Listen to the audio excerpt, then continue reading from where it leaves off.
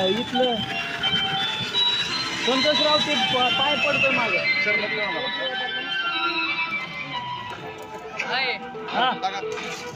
दादू हे की मागे आणि आजची सत्कार मूर्ती यांचं आगमन इथे होत आहे।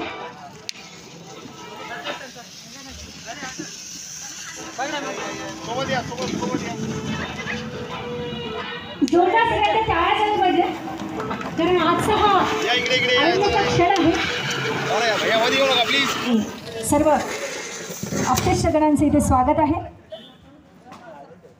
आजची जी सत्कार मूर्ती आहेत यांचा परिचय सगळ्यांनाच माहिती आहे आणि त्यांचा परिचय करून देण्यापेक्षा त्यांचं जे व्यक्तित्व आहे ते खूप मोठं आहे आणि मी आजचे जे सत्कार मूर्ती आहेत त्यांना जोडीला दोघांनाही विनंती करते की आपण मंचावर आसनस्थ व्हावं।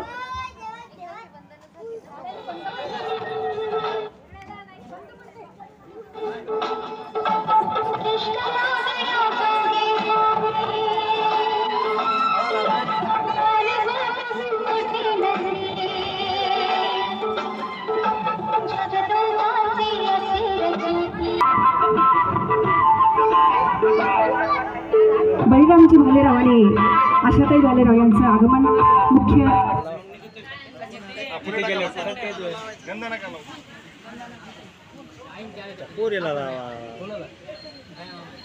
एक सेकंड समोर इकडे खाली जरा आणि खाली घ्या इकडे बघा ताट खाली जरा एक जागा स्थिर ओके इकडे समोर ओके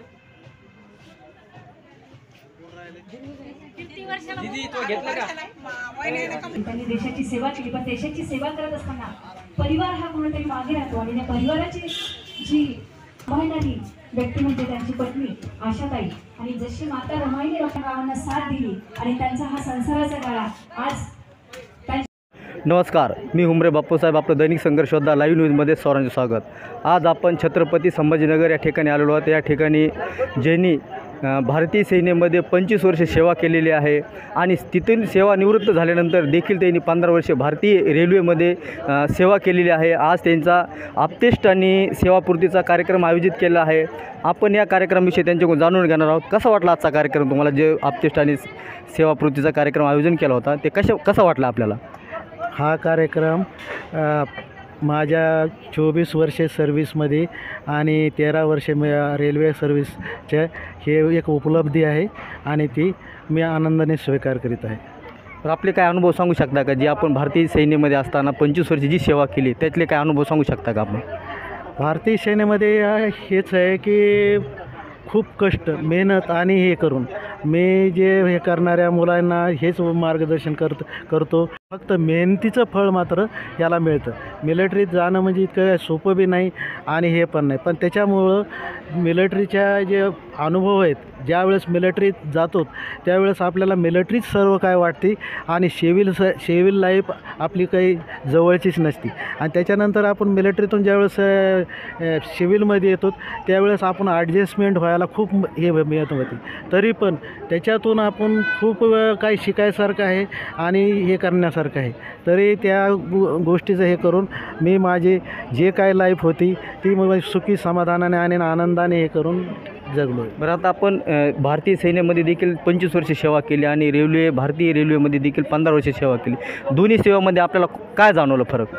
हा फरक जाणवला की रेल्वेची जी नोकरी आहे ही आटोकाट हे असते आणि मिलिटरीची सर्व्हिस जी असते ती एकदम असतं, कसल्याच प्रकारचं टेन्शन नसतं, ना जेवणाचं ना खाण्याचं ना हे करण्याचं।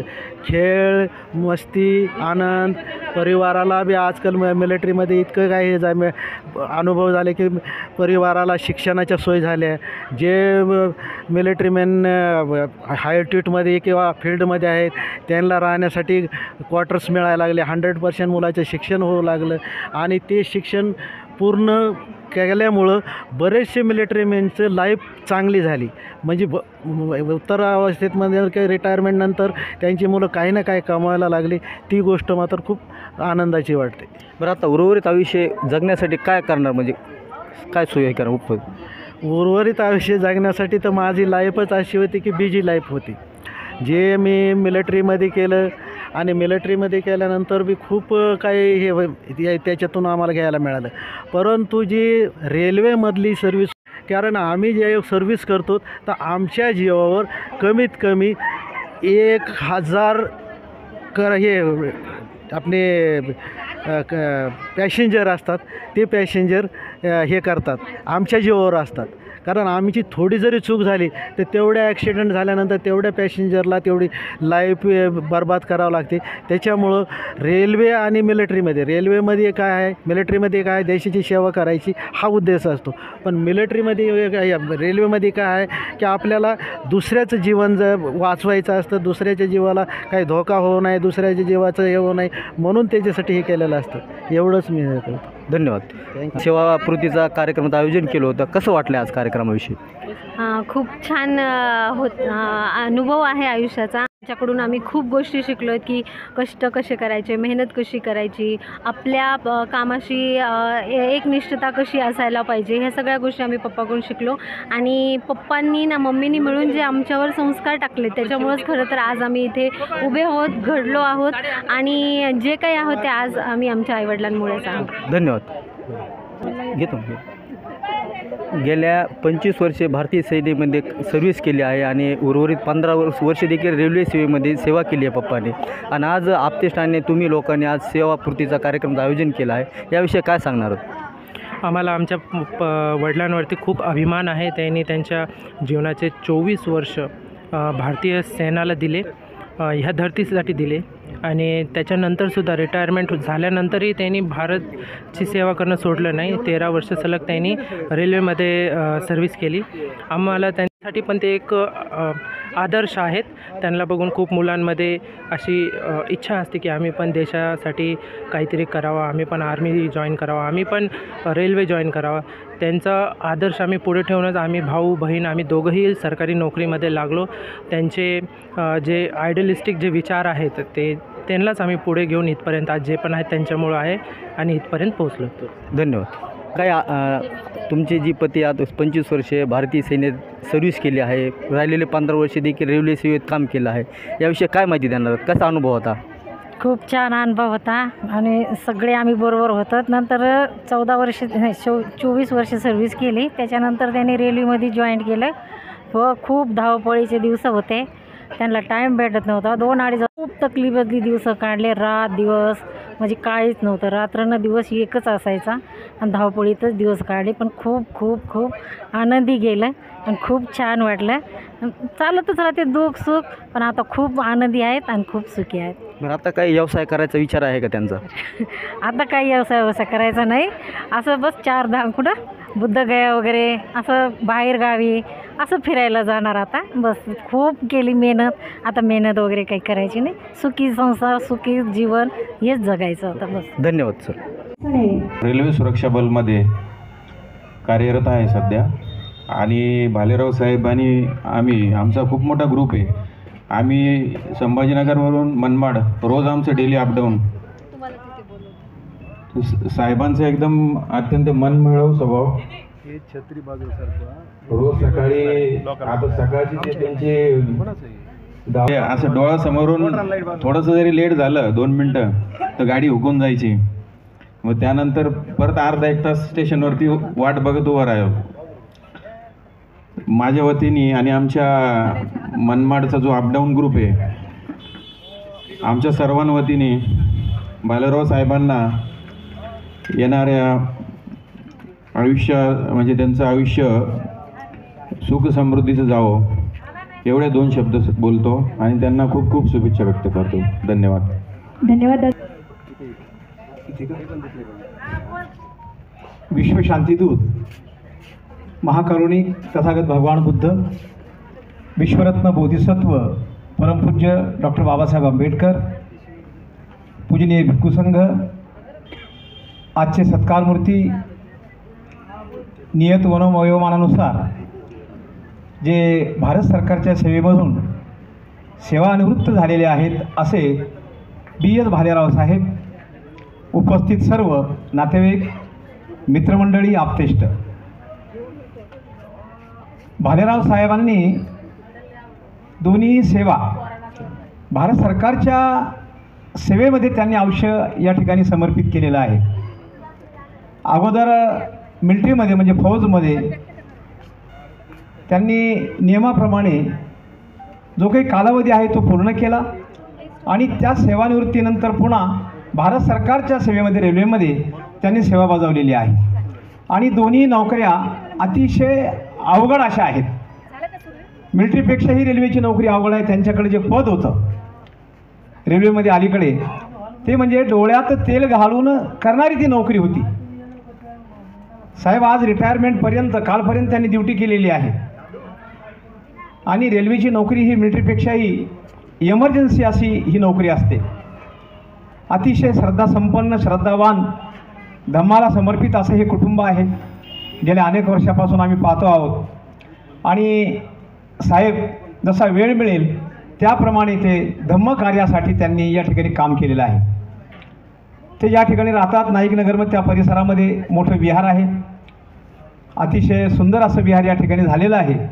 आणि त्या विहारामध्ये सर्व धम्माच्या ज्या ॲक्टिव्हिटीज असतात त्या नियमित त्या ठिकाणी होत असतात. आणि जसा वेळ भेटेल साहेबांना तसं ते त्या नोकरीमधून वेळ काढून ते यायचे.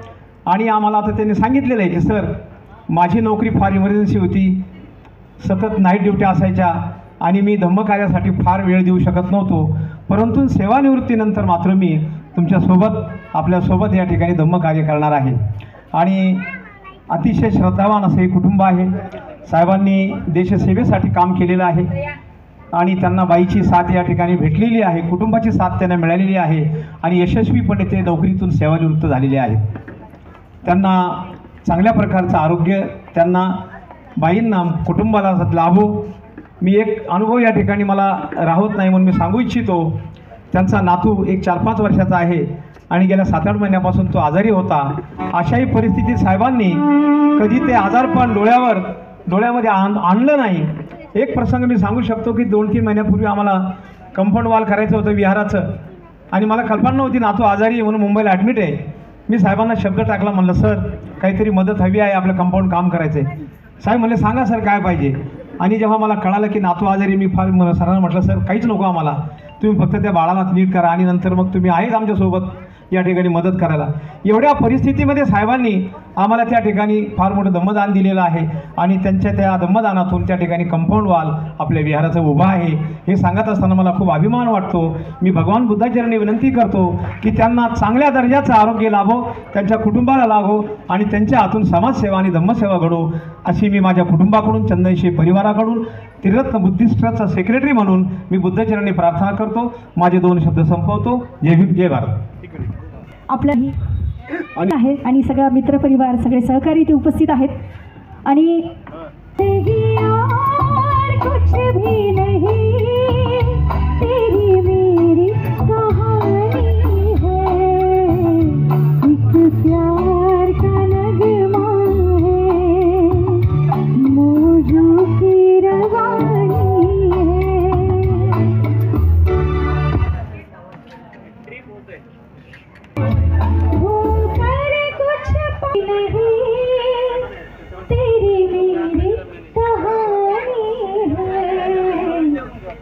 प्यार का नगमा है. आणि हे खास या दोघांसाठी.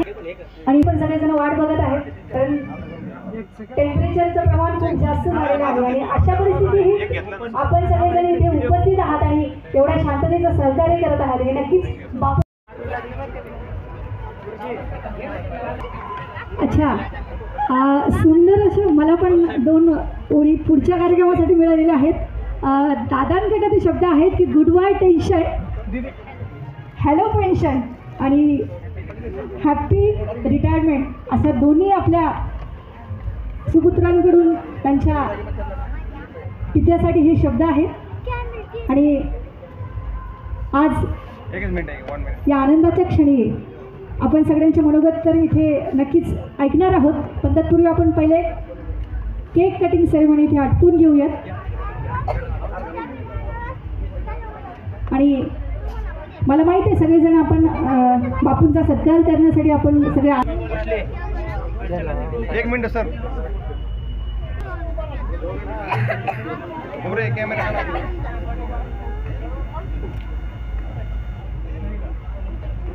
एकदा जोरदार सर्वांच्या टाळ्या झाल्या पाहिजे. मी आत्ता सांगितलं की टाळ्यांची भरपूर पार्टी आहे, तुम्ही टाळ्या कमी पडायला नको कुठे. आणि टाळ्या त्यांच्यासाठी म्हणजे आपणहून आपल्या हातून टाळ्या त्यांच्यासाठी वाजत आहेत. मी त्यांचे कार्य आहे आणि या ठिकाणी केक कटिंग होत आहे. मी प्रवीण भैयाला विनंती करते की आपण परिवारासोबत इथे उभं राहावं आणि खास या परिवारासाठी हे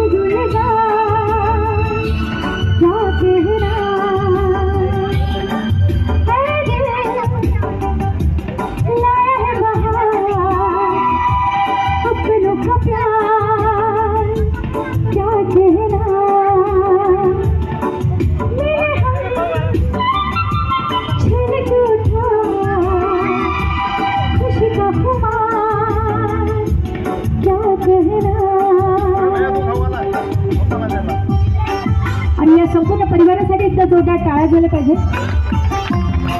समाजामध्ये एका आदराने आणि अभिमानाने घेतलं जाणारे नाव असं वालेराव साहेबांचं आहे.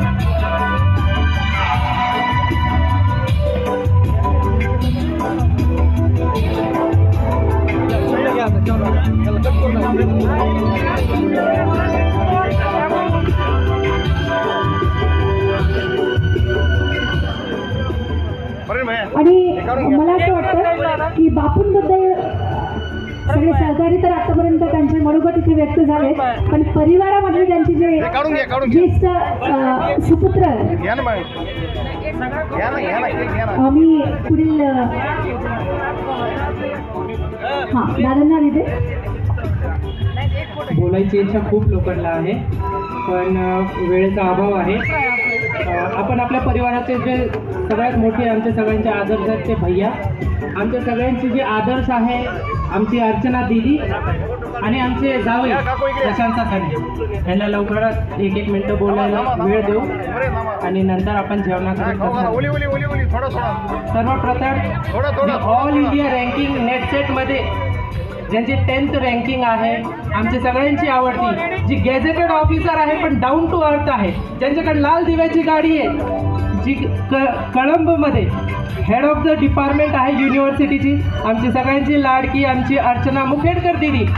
एवढी डाऊन टू अर्थ तुम्ही क्लास 1 अधिकारी कधीच बघितली नसेल. वी लव्ह यू दिदी. Please have 2 words from a father. आज आपण सगळेजण बळीराम भालराव काका यांच्या निवृत्तीसाठी आपण जमले आहोत. खरं तर काकाविषयीचं जो प्रेम आहे किंवा आदर आहे ते शब्दात व्यक्त करणं कोणालाच शक्य नाही, पण तरी आम्ही एक छोटासा प्रयत्न करते. काकांना मी जवळजवळ 10 वर्ष झालं ओळखते, पण जेव्हा ते सगळ्यात पहिल्यांदा मी त्यांच्याकडून जे शिकले तर ती म्हणजे कामाविषयी असणारी निष्ठा, प्रेम आणि मेहनत. त्यांची ड्युटी ही मी खूप वेळेस त्यांच्या घरी राहिली आहे. मी प्रत्यक्षाची एक मैत्रीण नसून मी त्यांची एक मुलगीच आहे अशी जाणीव मला काकाने नेहमी, आणि एक हक्काचं माहेर मला त्यांनी मिळवून दिलं. तर मला प्रतीक्षाची मैत्रीण मी असं कधीच मी स्वतःला वाटून घेतलं नाही. त्यांची मुलगीच मला एक भाऊ भेटला, आई भेटली आणि वडील भेटले. आणि काकाच्या आयुष्यात किती जरी संकट आले तरी काकू ह्या नेहमी त्यांच्या सोबत नाहीत तर मागे नाही कायम सोबत असतात. आणि एक स्थिरता जी आहे, खडकाला जशी स्थिरता असते तसंच, आणि एक होकायंत्राप्रमाणे काकू त्यांच्या मागे आणि सोबत असतात. आणि एका यशस्वी पुरुषाच्या मागे स्त्री असते हे त्याचं उत्तम उदाहरण म्हणजे काकू आहेत. सगळी नाती, माहेरची आणि सासरची नाती, ह्या सगळ्यांचा समतोल आयुष्यात जपणं आणि राखणं हे किती अवघड असतं हे मी काकाकडून शिकले. एक संसार म्हणा किंवा नोकरी म्हणा तर काकांनी खूप मेहनत केली आहे. त्यांच्याविषयीचं प्रेम आणि कष्ट ह्याविषयी ज्या भावना आहेत ते कोणाला इतकं सहजासहजी व्यक्त होऊ शकणार नाही. आणि सगळ्यात छान गोष्ट मला जी आवडते काकाविषयी तर त्यांनी त्यांच्या मुलांना जे संस्कार दिलेत, प्रतीक्षा आणि प्रवीण, ही त्यांची एक सावली आहे. त्यांच्या रक्तातच संस्कार आहेत. नाते जपणं, माणुसकी जपणं हे प्रत्येकाला जमत नाही हे आपल्यालाही माहिती आहे, पण त्यांच्या कुटुंबातला प्रत्येक व्यक्ती हा त्यांच्यासारखा आहे. आणि काका जितके कष्टाळू आहेत किंवा जितके स्ट्रॉंग आहेत ते तितके हळवे सुद्धा आहेत. एखादं पिक्चर बघत असताना तरी काका ढळढळ तासभर रडतील. तर काकाविषयी खूप भावना आहेत. We love you so much. तर मी आमचे मोठे बंधू अमर भालेराव जे सेक्टर अधिकारी आहेत स्टार हेल्थमध्ये, खूप मोठी पदवी असते झोनल लेवलची, ते मोठ्या लेवलचे मॅनेजर आहेत, झोनल मॅनेजर. मी अमर भैयाला बोलतो की भैया 2 शब्द बोला. थँक्यू प्रवीण. तसं पाहता तर प्रवीण हा नेहमीच चांगला बोलतो. प्रत्येक वेळेस त्याच्यातून कधीही कोणासाठीही चांगले शब्द येतात. सगळ्यात पहिलं तर मी भालेराव परिवारातर्फे भालेराव परिवाराचा ओळख तुम्हाला करून देतो.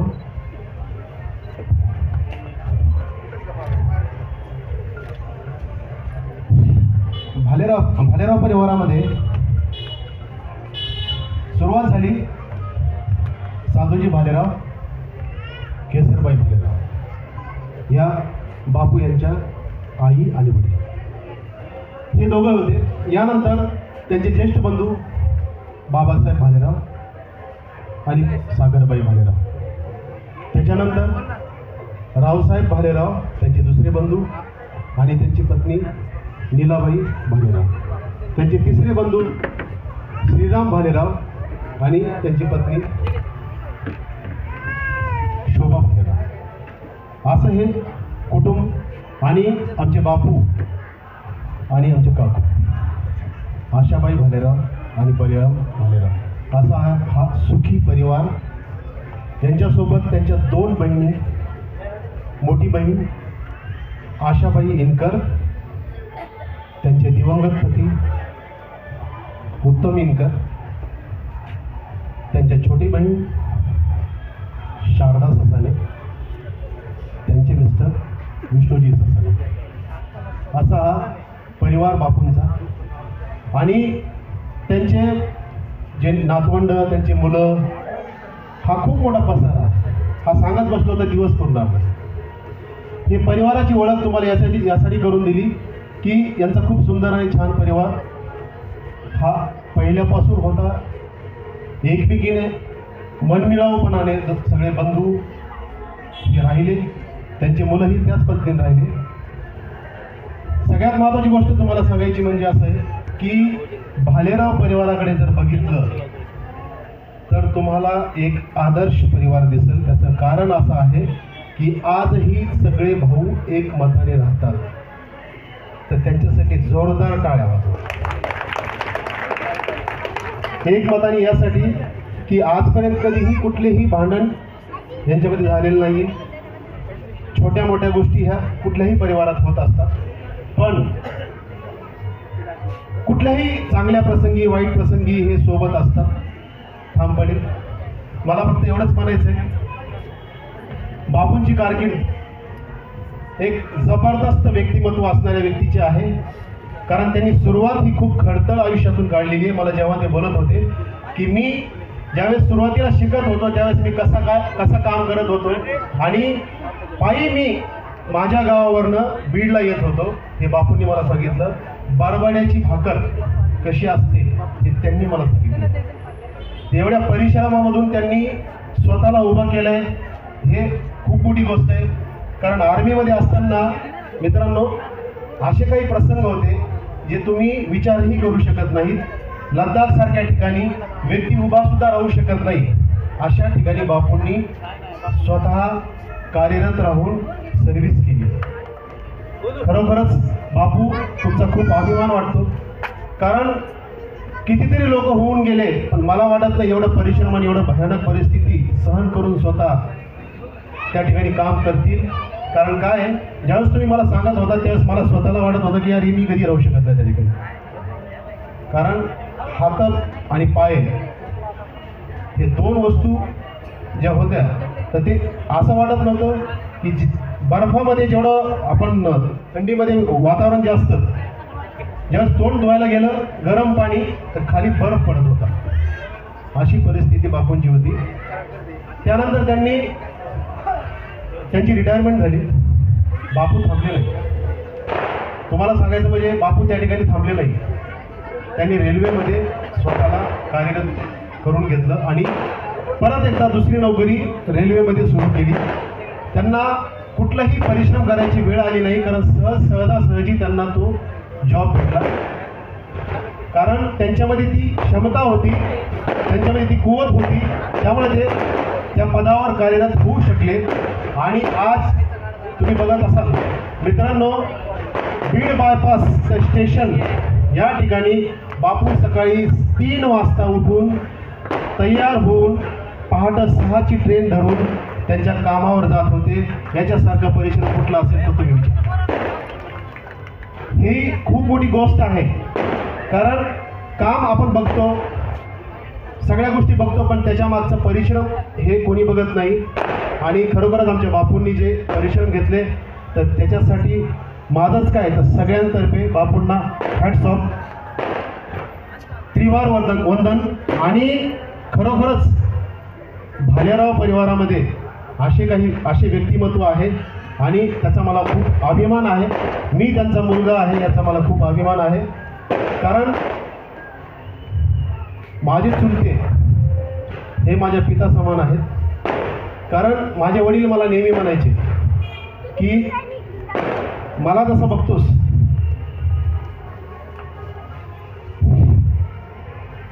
माझे वडील नाही तर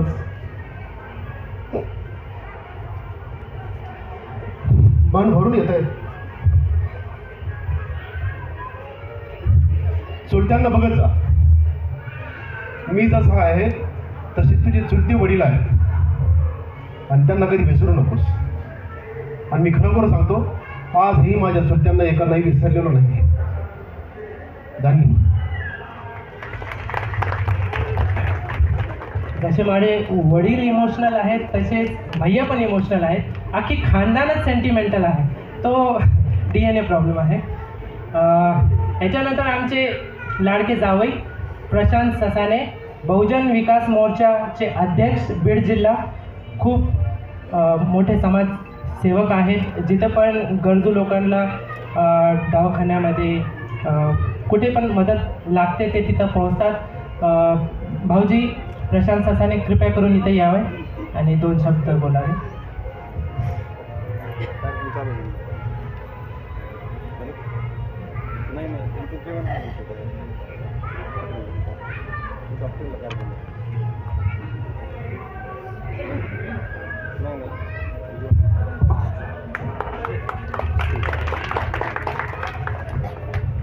हॅलो,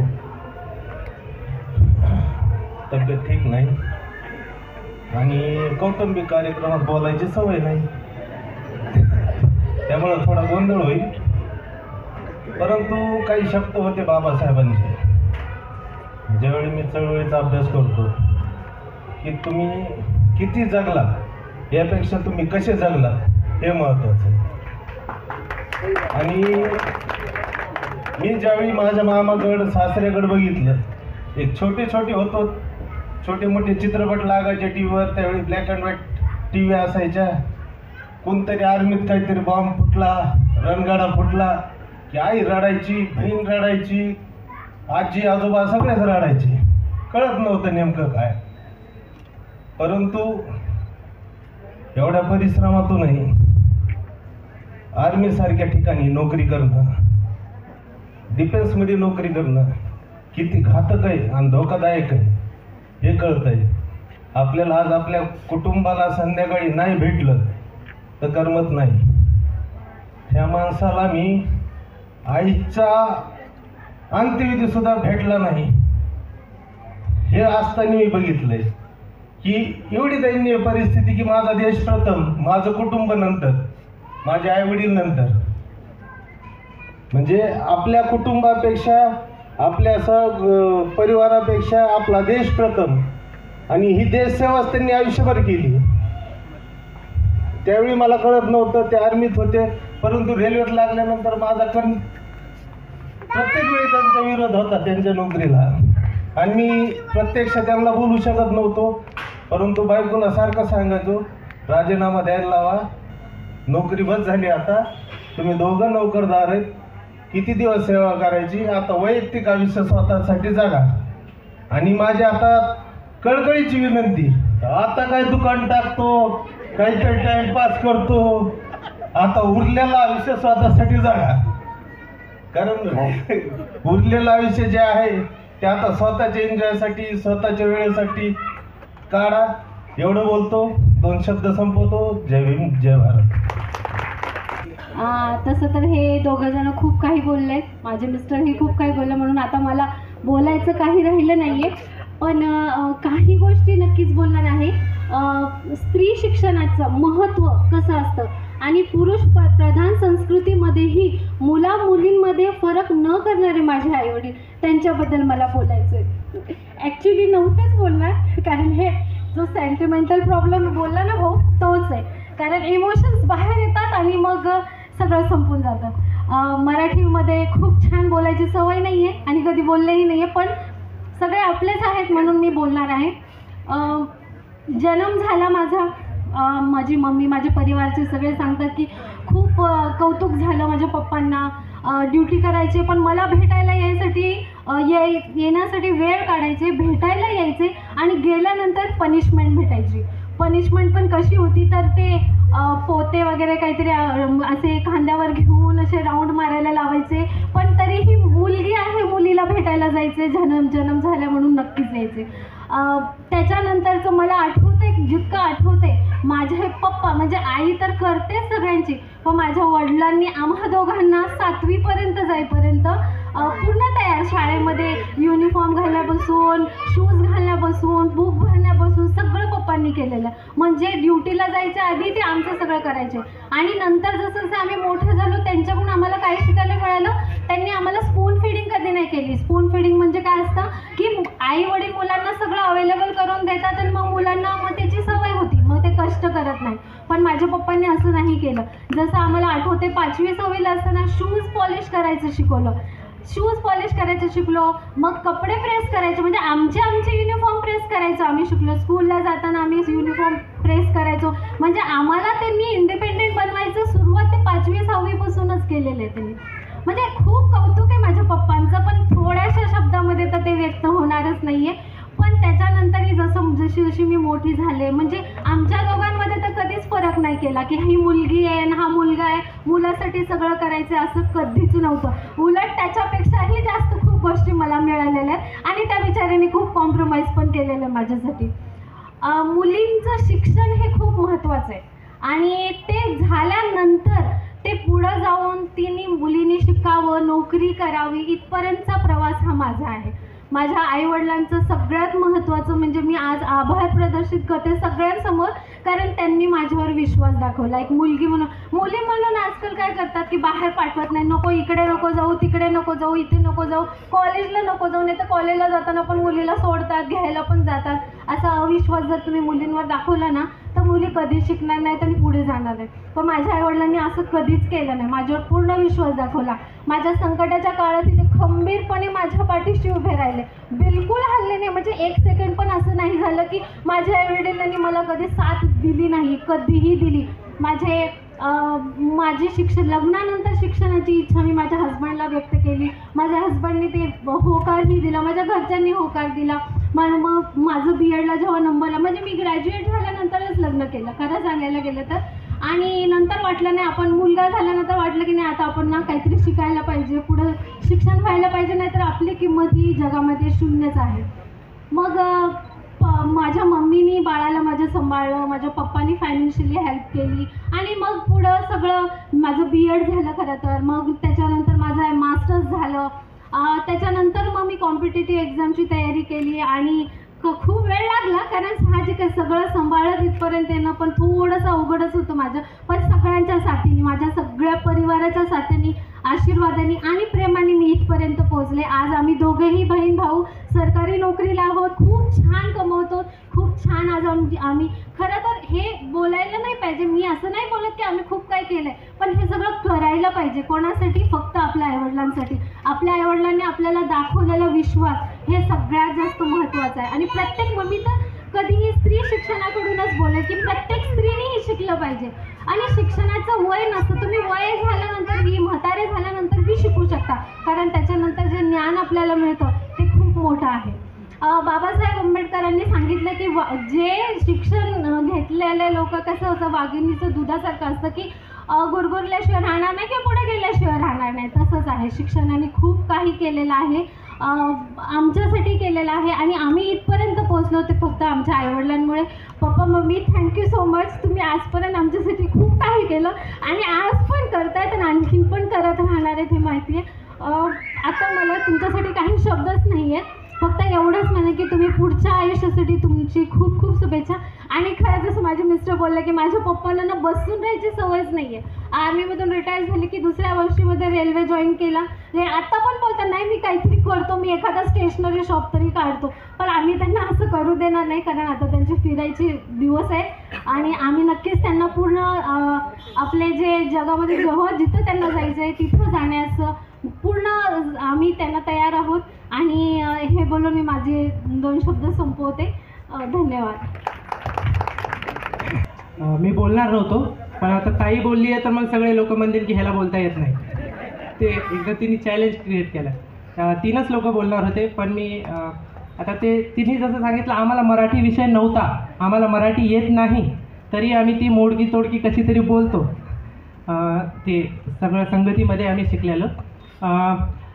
वडील परिवारासाठी खूप काही करतात. वडील लेकरांसाठी झटतो, सकाळ संध्याकाळ राब फिरतो, रक्ताचं घाम करतो, सगळेच बाप करतात, सगळे करतात. वडील फाटलेली बनियान घालत राहतो, मुलगा म्हणतो की मला हे जॅकेट वॅकेट पाहिजे, मुलगी म्हणते मला ही साडी पाहिजे, बाप देतो. सगळ्यांचेच वडील देतात. इथं सगळ्यांच्या वडिलांची एकच स्थिती, राबतात सकाळ ते संध्याकाळ, खात नाही जीवाला, परिवारासाठी करतात. पण बळीराम भालेरावमध्ये असं काही खास नाही. बळीराम भालेरावमध्ये ते काय आहे जे दुसऱ्या कोणत्याच बापामध्ये नाही आहे. त्यांचे फक्त 3च पॉईंट मी सांगतो, जे मला इथपर्यंत घेऊन आले, माझ्या बहिणीला घेऊन आले, आमच्या पूर्ण परिवाराला घेऊन आले असते. पहिला पॉईंट आहे, तत्वांसोबत तडजोड नाही. काहीही होत झालं, पुढचा व्यक्ती काही आहे, आपण खरे, आपलं जे आहे ते आहे, आपल्या स्टँडवर फिक्स.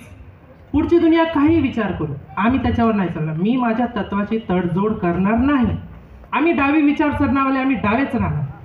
तुम्ही कितीही तुमचे आस्तिक असो काही असो, आमचे वडील नेहमी तत्वांवरती अटल राहिलेले, हे आम्ही त्यांच्याकडून शिकलेलो. दुसरं पॉईंट, जसं माझ्या बहिणीने सांगितलं, स्त्री शिक्षण, स्त्रियांचे हक्क, स्त्रिया पुढे आल्या पाहिजे. परिवारामध्ये कुणी आहे, तुला शिकायचं, तुला काहीतरी नोकरी करायची, हो तू कर, तुझा अधिकार आहे ते. माझ्या मम्मीला पण, तुला टेलरिंग करायची, तुला काही शिकायचं, तुला पुस्तकं. लग्न झाल्यानंतर 1ली, 2री, 3रीचे पुस्तकं माझ्या वडिलांनी माझ्या मम्मीसाठी आणून दिलेले, तिला वाचून सांगितले. ABCD पासून तिने सुरुवात केलेली. ती इंग्लिश बोलते, जी पहिले तिला काहीच नव्हते, तिला इंग्लिश बोलतापर्यंत येते, इतक्या माझ्या वडिलांचा सपोर्ट होता. परिवारामध्ये माझी बायको जी मिसेस होती ती म्हणली मला लग्नानंतर जॉब करायचं, कर. आमच्या घरामध्ये जेंट्स पण त्याच लेवलवरती आहे, तर मुली पण त्याच लेवलवरती आहेत. तुला पण तेवढाच अधिकार आहे जेवढा माझ्या मुलाला आहे, हे माझ्या वडिलांनी माझ्या आईला, माझ्या बहिणीला आणि माझ्या मिसेसला हे समजून सांगितलं. आमच्या खानदानीमध्ये मुलींना, महिलांना पण तोच दर्जा आहे जे कोणत्या एका मोठ्या कुटुंबाच्या मोठ्या व्यक्तीला असतो. तिसरं पॉईंट म्हणजे माझा आंतरजातीय विवाह झालेला. सगळी दुनिया माझ्या विरोधात. हे मुश्किल.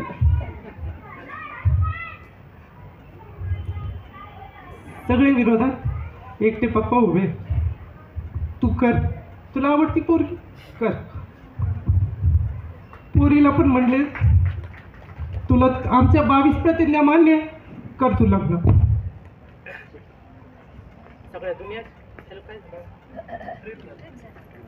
होईल चालू.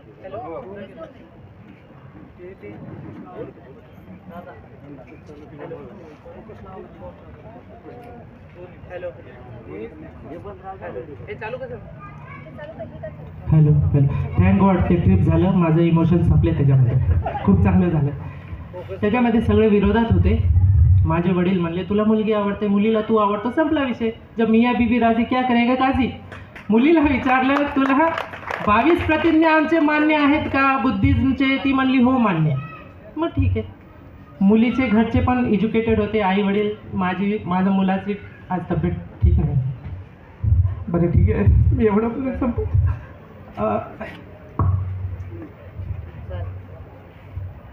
कुंदन भैया पुढे या.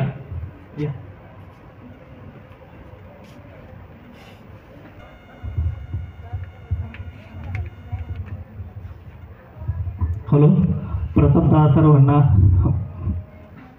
मानाचा जय भीम.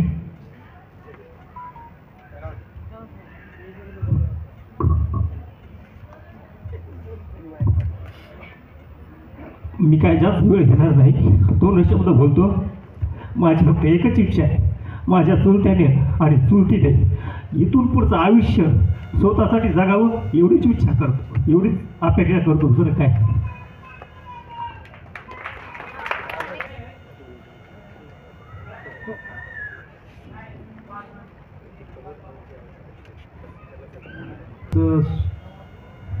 सेल्फी आणि सत्कार करायचा आहे, त्यांनी प्लीज यावं एक लोकांनी. आणि प्लीज एक मिनिट एक सांगायचं राहून गेलं, ज्यांनी सगळ्यांनी मिस केलं.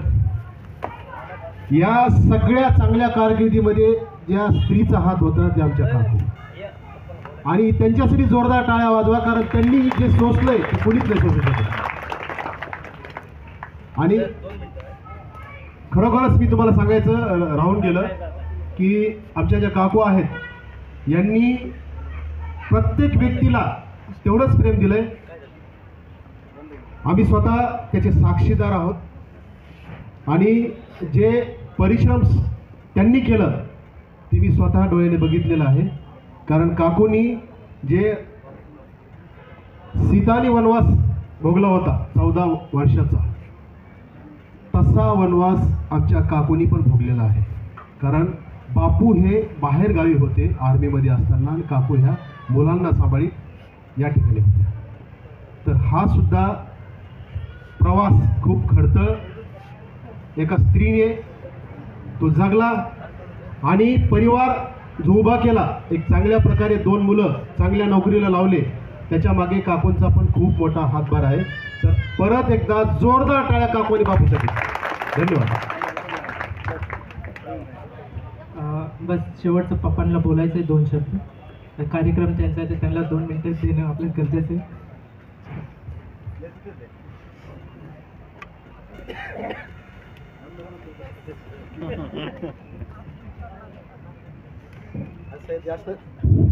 जास्त बोलणार नाही.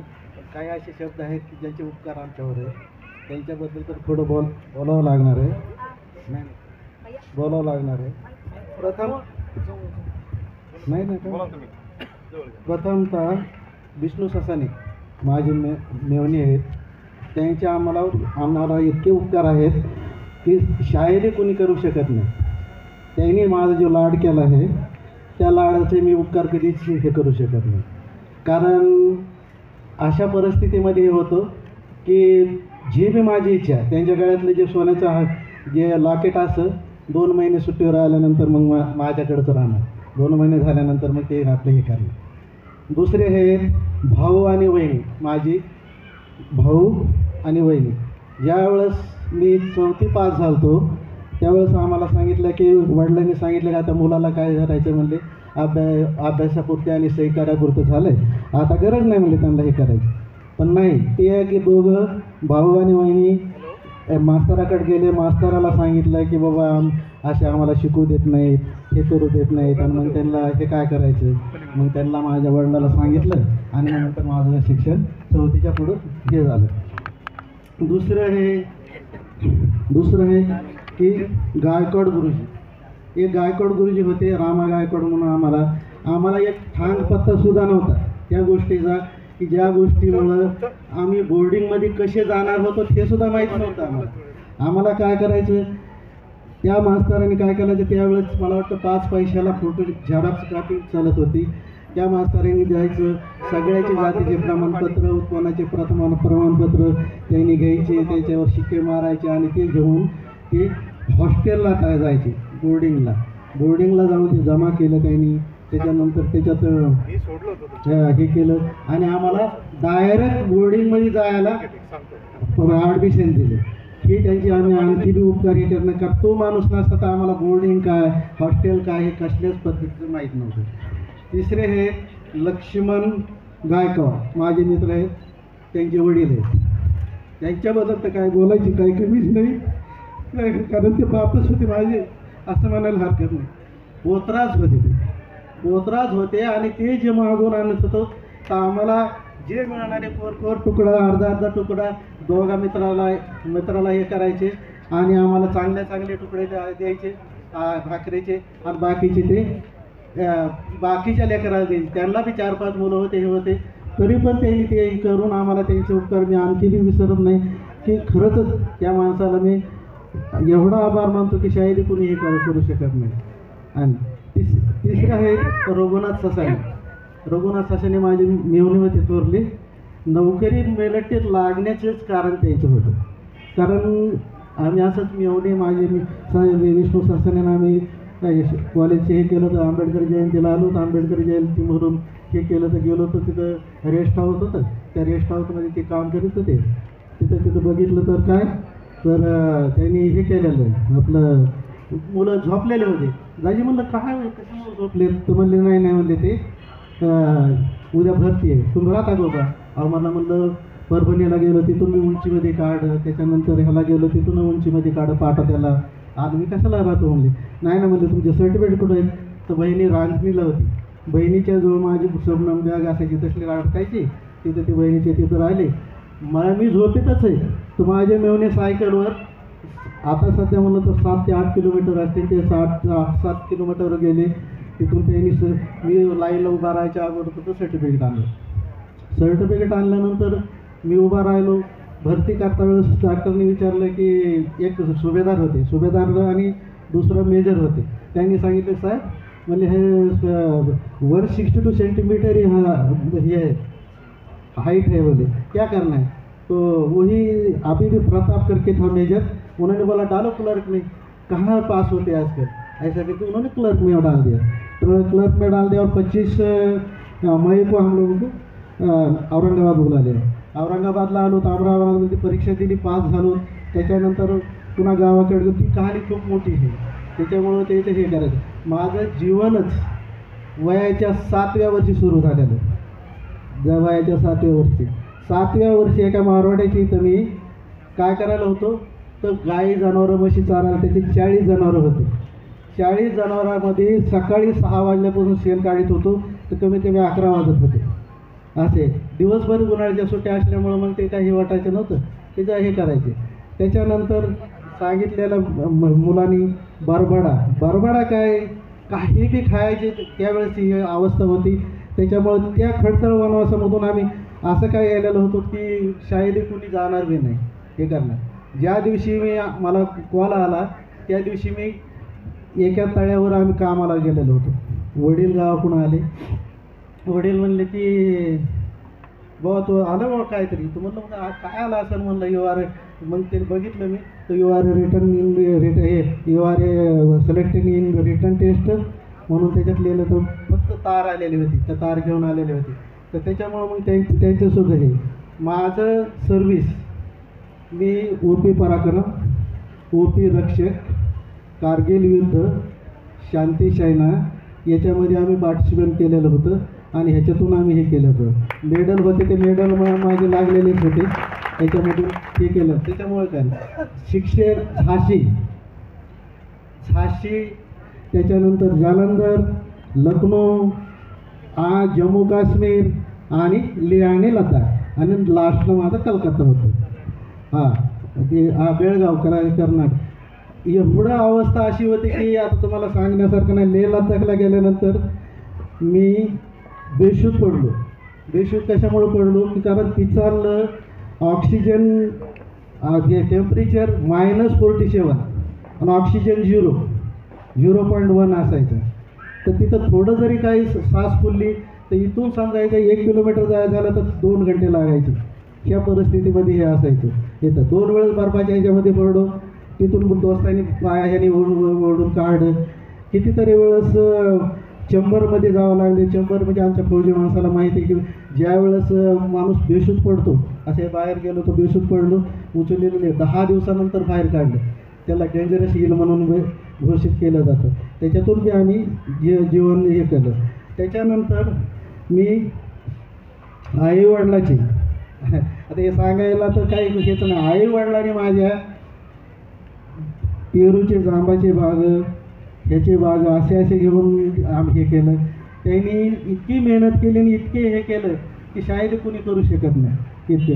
त्यांनी टोपल्या, आंब्याच्या टोपले, जांबाचे टोपले, पपायचे टोपले, त्याच्यानंतर कुणाचे ज्वारीचे कॉन्टॅक्ट घ्यायचं, कुणा काय करायचं असे करून आम्हाला शिकवलं. शिक्षण करता वेळेस हे एक आणखी महत्त्वाचं, माझ्या वडिलांनी आम्हाला सांगितलं की माझे मामा म्हणजे माझ्या आत्याचे पती हे जानूजी ससाने आणि ते आंबेडकरचं इथं चाललेला एक शिबिर होतं का भाषण होतं ते ऐकण्यासाठी पायी आले होते. दोघं मिळवणे कुठून? बीडवरून, राजनीवरून ह्याच्यात. आता आम्ही विचार करतो की तो पिरियड इतक्या लांब किलोमीटर म्हणजे कमीत कमी 120 किलोमीटर असेल. 120 किलोमीटर ते पायी कुणाचे आंबेडकरचे भाषण करण्यासाठी ना ऐकण्यासाठी आले होते. त्याच्यानंतर ते भाषण त्यांनी केलं आणि ते भाषण ऐकल्यानंतर फक्त त्यांचे एकच विचार की मुलाला शिकवायचं. आम्ही 4ही भावाला त्यांनी शिकवलं, पूर्ण कोशिश केली आणि आपापल्या ह्याच्यापर्यंत राहिली. तकदीर आमचं असं की ते आई आमची जास्त दिवस हे नाही झाली. ज्यावेळेस त्याला सुखाचे दिवस आले त्यावेळेस ती हे झाली, बाकी त्याच्यामुळं हे नाही झालं. तिसरी गोष्ट, माझे भाऊ श्रीराम भालेराव जे नाना म्हणतो तर आम्ही त्यांना, त्यांचीसुद्धा खूप उपकार आहेत. त्यांनी तर माझं जीवनच हे केलं, इतकं हे केलेलं होतं. कारण कसं आहे, इतका खडतळ आणि इतका मजुरी करून हे करून ज्या वेळेस मला हे करायचं होतं, मिलिटरीला जायचं होतं, त्यावेळेस आमच्या 2 कोंबड्या आणि ते एका चिंचाचं तोडीत होते, त्या ते चिंचाच्या तोडलेले पैशाचे 50 का 60 रुपये आम्हाला देऊन मला म्हणजे हे केलं. अशा परिस्थितीमधून हे केलं. पण कधी गरिबी आणखी विसरलो नाही. गरिबीला कधीच विसरलो नाही आणि घमेंड बी नाही केली कधी. पैसा आला गेला हे केलं. नशीब असं होतं की आम्ही जीवनात आणि कधी विचार पण केला नव्हता की मी क्रूजमध्ये जाईल. हवाई इंडियन एअरलाइन्स, जाट एअरवेज आणि किंगफिशर ह्या तिन्हीमध्ये मी प्रवास केला. त्याच्यानंतर ह्या लेह लडाखमधून मिलिटरीच्या ह्याच्यामध्ये हे केलं. म्हणजे असं नशिबाचे हे होतं की सगळ्या काही सुविधा, सगळंच जीवनातलं सगळे स्वप्न पूर्ण झालेले होते की असं कोणतंही नाही. त्याच्यानंतर रिटायर झाल्यानंतर 30 जून 2010ला मी रिटायर झालो मिलिटरीतून. आणि त्याच्यानंतर फक्त मला वाटतं 8 का 7 महिने घरी बसलो आणि त्याच्यानंतर मुलांनी क्वालिफाय हे केलं आणि पुन्हा मी रेल्वेमध्ये लागलो. रेल्वेमध्ये असा प्रवास होता की रात्रीच्या 2:30ला उठायचं. त्याच्याबरोबर माझ्या पत्नीचे बी खूप मेहरबानी समजतो की तीसुद्धा माझ्याबरोबर उठायची. वाटत होत की डोळे पुसीत येणार, हे करणार, कसं जायचं, केव्हा हे करायचं ह्याचं, केव्हा तर एवढं असतानासुद्धा काय धडपड करतात हे असं म्हणायचं. पण नाही, जायचं म्हणजे जायचं. मग 2:30 वाजता उठायचं, 2:30 ते 4 वाजेपर्यंत तयार व्हायचं, 4:30ला अजिंठा एक्सप्रेस असायची, तिथून जायचं, तिथून 2 तासाचा प्रवास मनमाडला करायचा, मनमाडमध्ये 8 ते 16 म्हणजे 8 ते 4 वाजेपर्यंत ड्युटी करायची, तिथून पुन्हा 2 तासाचा प्रवास करायचा, घरी यायचो. तोपर्यंत कधी कधी 8 वाजायचे, कधी गाडीचं हे केलं तर 10 वाजायचे, असं करून हे करायचे. तर एवढं हे प्रवास करून जीवन हे केलं. आणि कुणाला जरी काही हे आणखी मी सांगतो, आता तर माझं हे सगळं आयुष्य मी समाज यालाच कार्यालाच हे करणार आहे, कारण बस जास्त हे नाही की मुलं म्हणत होते हे करून वाटत होतं कम्प्युटर येतं, सगळं येतं, काही ना काही करावं. पण आता जो काय पैसा आला तो खर्च करायचा. पूर्ण बौद्धाचे जेवढे बी प्रेक्षणीय स्थळ आहेत त्याच्या भ्रमण करायचं आणि पूर्ण इच्छा हे पूर्ण करायची. बाकी हे झालं.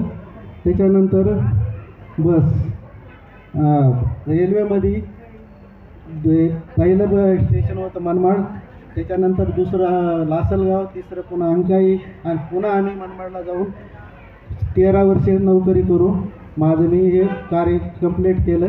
आणि तुम्ही माझे 2 शब्द ऐकले त्याबद्दल मी तुमचे बी धन्यवाद.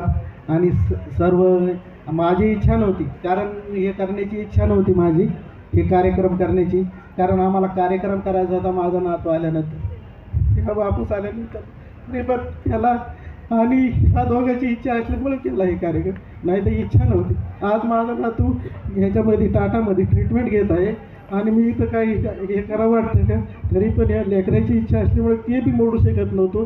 तिकडून सून फोन करून सांगते की बापा काय नाही, आम्ही व्यवस्थित आहे. आज नाताने मला फोन करून सांगितलं, मॅसेज पाठवला, बाबा म्हणले मी अच्छा है आप अपना रिटायरमेंट का कार्यक्रम करो, गुड बाय रिटायरमेंट, इतना बोला और ये कर दिया. तो ये बहुत कुछ हम सैक्रिफाइस भी कर रहे हैं, ज़िंदगी की ऐसी ऐसी शुरुआत करी और इतने दिन ये किया कि शायद ही कोई कर सकता है. मेरा दोस्त है इधर ये गायकवाड़ बापू, जिंदगी भर हम लोग दोनों एक साथ रहे, ऐसा ये कर दिया कि शायद ही कभी कोई नहीं रह सकता है, इतना ही करते. ठीक है बापू, धन्यवाद. दादाबद्दल ते तुझ्याबद्दल. इन दोनों की दोस्ती एकदम बोलते हैं ना, आसमान के ऊपर धरातल के नीचे उस लेवल की दोस्ती है. मेरे बेटे को कैंसर हुआ है, वो कैंसर की लड़ाई जीत चुका है. अगले महीने वो हम सब के बीच में होगा, उसी जोश जज्बे के साथ में. और हमारे जो 2 पड़ोसी अंकल हैं, उन दोनों को अंकल अंकल अंकल बोलता है, तो वो आपकी गोद में वापस आके खेलेगा. बहुत देर हो गई है. जिन जिनको पिताजी को विश करना है विश कीजिएगा. गरम गरम खाना वहाँ रखा गया है. यहाँ पे जितनी आपने गर्मी झेली वहाँ पे एसी है, तो मैं समझ जाता हूँ यहाँ की तकलीफ के लिए. आप लोग विश करके वहाँ पर जाके खाना खाकर आ जाइएगा. यहाँ पर मैम ने कुछ, मैम जितना अच्छा बोलती है उतनी अच्छे उन्होंने स्पोर्ट्स भी ऑर्गेनाइज किए हैं आप लोगों के लिए. तो प्लीज़ वापस आके अपनी अपनी चेयर पर बैठ जाइएगा. कुछ स्पोर्ट्स रखे हैं मैम ने, वो रखेंगी और मैं मैम के हाथों में देता हूँ. धन्यवाद प्रवीण भैया. जिल्हा आयुष्यासाठी आपण एक मिनिट बॉडी सब इकडे सुरूची जेवणाची व्यवस्था झालेली आहे. आपण बॅक साईडला जाऊन जेवणाचा आस्वाद स्टेजवर एक जण या, गर्दी करू आणि नका वर. स्टेजवर कृपया गर्दी करू नये. आणि तुमच्या ज्या शुभेच्छा आहेत त्या नक्कीच त्यांच्यापर्यंत पोहोचत आहेत. आणि आयुष्याचा हा सुंदरसा असा खड्डा प्रवाह झेलून आज हा अविस्मरणीय क्षण त्यांच्या आयुष्यात आलेला आहे. बापूंनी एवढी सारे नाते, एवढे सारे परिवार त्यांच्या सोबत जोडलेला आहे आणि ही त्यांच्या कामाची, त्यांच्या स्वभावाची, त्यांच्या दोघांच्या प्रेमळ स्वभावाची ही पावती आहे. सर्व पाहुण्यांना मॅडम तुम्ही इकडे या ना. आणि सुंदरचं जे डेकोरेशन आपण बघितलेलं आहे, सुंदरची एंट्री, सुंदरचं डेकोरेशन जे झालं हे अवनीवेलचं इथे अवनीवेल झालेलं आहे. आणि आपण नक्कीच आपल्याही शुभ कार्यासाठी नक्कीच त्यांच्याशी संपर्क साधू शकता. आणि आमची छोटीशी फोन चालू बालकलाकार मोबाईल चालू करा ना, कोणाची फोन येत आहे अग्निवेशची करता बुक आहे ना उमरे सर बुक घेत ना, फक्त खाली ठेवा तिकडे टिप्पणी करू तुम्ही सोफा सेट हां तुम्ही जा खाली पडते त्यामुळे त्यांचं लक्ष तिकडे पलीकडे नेऊन पलीकडून जा सीटच्या ह्याच्या इकडे मॅडम ओके थँक्यू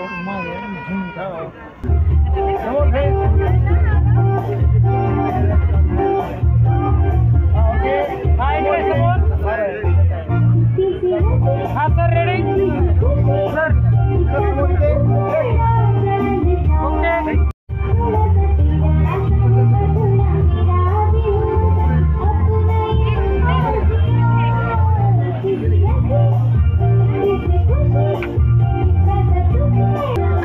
हा रेडी इकडे समोर सर ओके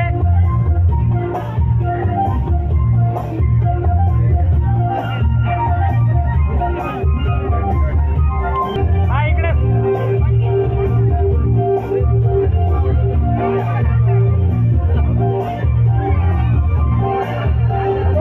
समोर मॅडम इकडे ओके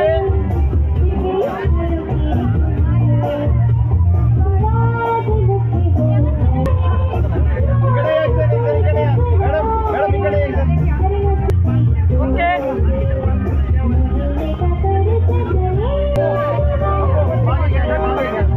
हा रेडी समोर सर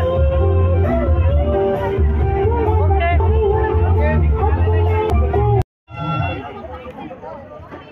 ज्यांच्या पण हातात टाळ्या म्हणजे ताट तर थोडे हातात प्लेट्स नाही आहे त्याच्यामध्ये टाळ्या झाल्या पाहिजे. खूप सुंदर गाणे या ठिकाणी आम्ही इथे सादर केलेला आणि आपल्याच परिवारातील तिथे हातामध्ये द्या तुम्ही त्यांच्याकडे देऊन टाका ते हातामध्ये मी ताईंना विनंती करते की एक सुंदरसं गीत या ठिकाणी त्यांनी सादर करावं. ते फिरा इकडे सोडा तुम्ही त्याला. सुंदर गाणं विनंती करते की सुंदरसं गीत त्यांनी आजच्या वेळेला घ्यायला साजेस असं इथे समोर ये ना. सादर करावं. पुढे ये ना, तू पुढे ये ना, पुढे ये. Okay okay bye. समोर इकडे हा इकडे बघा तुम्ही हात नाही लावला तरी चालेल, तिला पुढे घ्या. ये पुढे ये तू. ओके हा दीदी रेडी समोर ओके ओके. ओके